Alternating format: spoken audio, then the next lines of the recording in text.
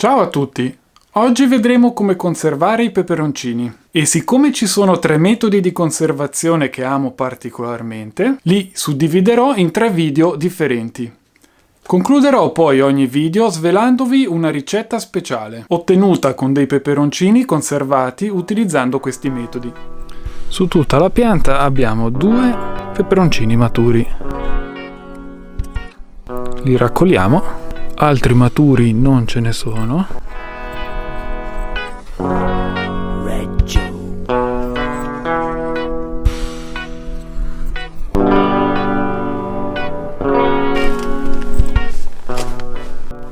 Ecco qua. Il raccolto di oggi. E cosa ne facciamo? Seccarli non possiamo. Fermentarli men che meno. Dobbiamo aspettare che maturino altri peperoncini. Quindi che fare con questi miseri quantitativi? Fermentarli non si può perché sono pochi e neanche seccarli con l'essiccatore perché sarebbe solo energia sprecata. Li possiamo però conservare nel congelatore utilizzando un sacchetto apposta per alimenti. E man mano che raccogliamo dei peperoncini maturi li andiamo a inserire nel sacchetto, in attesa di averne un quantitativo importante. Consiglio però di lavarli bene, di tagliarli in 2 per lungo, così da eliminare quelli che sono poco sani. I semi li togliamo semplicemente perché nelle salse potrebbero dare fastidio, mentre che lasciamo la placenta perché è la parte dove si concentra la capsaicina. Poi andiamo a inserirli nel nostro sacchettino e andiamo a congelarli.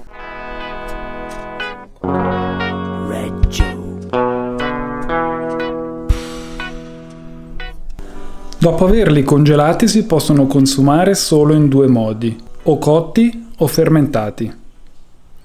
Come promesso, vi svelo ora una ricetta facile e veloce per ottenere una salsa speciale con i nostri peperoncini congelati. 10 g di maizena, amido di mais, 10 g di sale, 20 g di succo di limone, 60 g di aceto di vino, aceto di mele, va bene quello che volete voi, 80 g di zucchero, 200 g di passata di pomodoro e ingrediente speciale, logicamente i nostri peperoncini. Andiamo a inserire tutti gli ingredienti all'interno del contenitore in cui c'è la passata, compresi i peperoncini.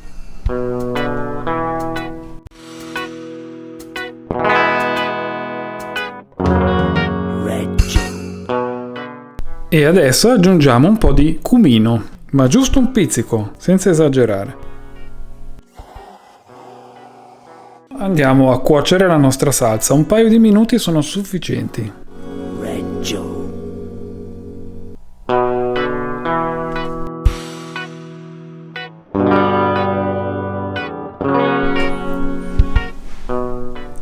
Dopo un paio di minuti di cottura andiamo a versare la nostra salsa nel nostro contenitore preferito.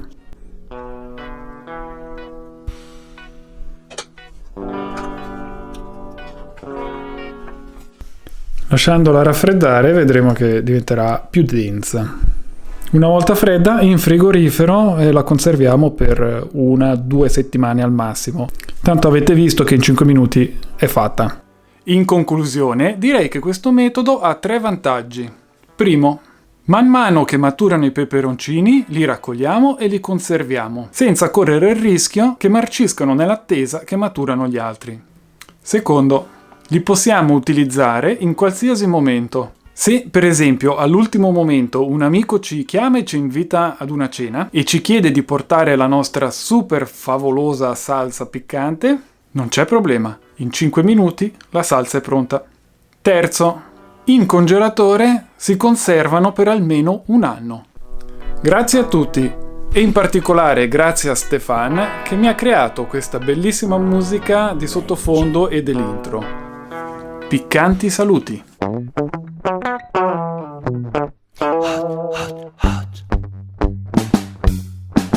Red Joe.